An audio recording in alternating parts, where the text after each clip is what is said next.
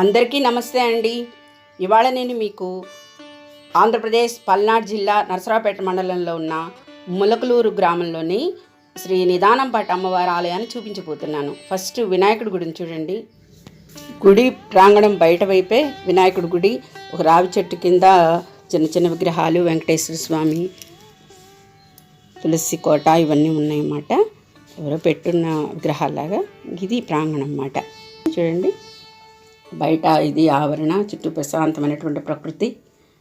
చిన్న గుడేనండి, కాకపోతే చాలా గొప్పగా చెప్పుకుంటారన్నమాట. ఎందుకంటే ఇక్కడ ఒక పూజారి ఉన్నారట, ఆయనకి ఒంటి మీదకి నీలంపాటి అమ్మవారు వస్తారట.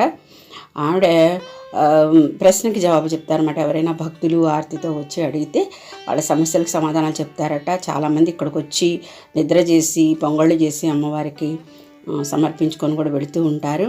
అలా వచ్చిన వాళ్ళ మాట వీళ్ళు వచ్చి ఇక్కడ నిద్ర చేస్తున్నారు.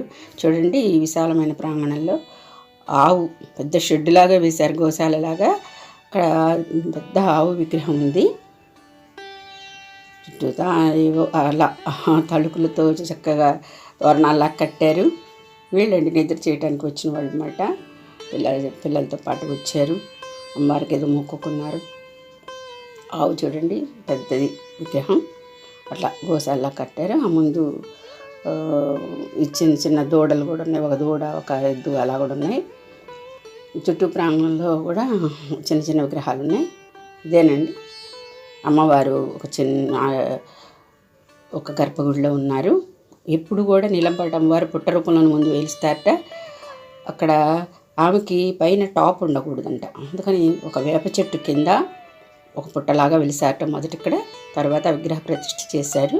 ఇదిగోండి, ఇది చిన్న పుట్టలాగా ఉంది, గుండ్రాళ్ళలాగా కూడా దాంట్లో వస్తాయట ఆమె దగ్గర ఆ పుట్టలో. ఇది నీలంపాటి అమ్మవారి విగ్రహం.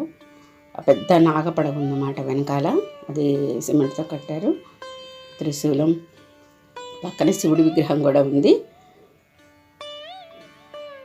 చాలామందికి అనుకున్నవి జరుగుతాయంట, అందుకని ఎక్కువ మంది ఇక్కడికి వస్తూ ఉంటారన్నమాట. చాలా ప్రశాంతంగా ఉంది అమ్మవారి దివ్యమంగళ విగ్రహం, చాలా తేజస్సుగా ఉంది. చూడండి, దర్శనం చేసుకోండి. ఈ చుట్టుపక్కల మాట ప్రాంగణం అంతా కొంచెం చెట్లతోటి చిన్న చిన్న విగ్రహాలతోటి ఉందన్నమాట. ఒకసారి తిరుగుదాము చుట్టూతా. మొదటే ప్రదక్షిణ చేయడానికి వీలు కాలేదు, ఎందుకని మీకు చివరిలో అయినా చూపిస్తున్నాను. ఇది పెద్ద నాగపడగ పుట్టలాగా ఉంది, వెనకాల ఉందన్నమాట. అమ్మవారి విగ్రహం మీదకి బయట నుంచి ఇట్లా సిమెంట్తో పలగా ఆచ్ఛాదంగా ఉంటుంది. ఈ చుట్టుపక్కల చిన్న చిన్నవి ప్రతిష్ఠ చేశారు. ఇక్కడ చూడండి, ఆంజనేయ స్వామి విగ్రహం ఉంది, చక్కటి రంగులతోటి. ఆయనకి నమస్కారం చేసుకొని ముందుకు వెళ్దాం. ఇక్కడ చెట్టు కింద కూడా ఏదో పెద్ద నాగపడగలాగా ఉంది, అంటే ఒక తొడుగులాగా. ఈ ముందుకు వస్తే ఇక్కడ కూడా నాగశిల, నాగేంద్ర స్వామి ఉన్నారు. తప్పకుండా ఒకసారి వెళ్ళి దర్శించుకోండి. ఏమైనా మీకు సమస్యలు ఉన్నా కూడా పరిష్కారం చేసుకోవచ్చు. Thank you.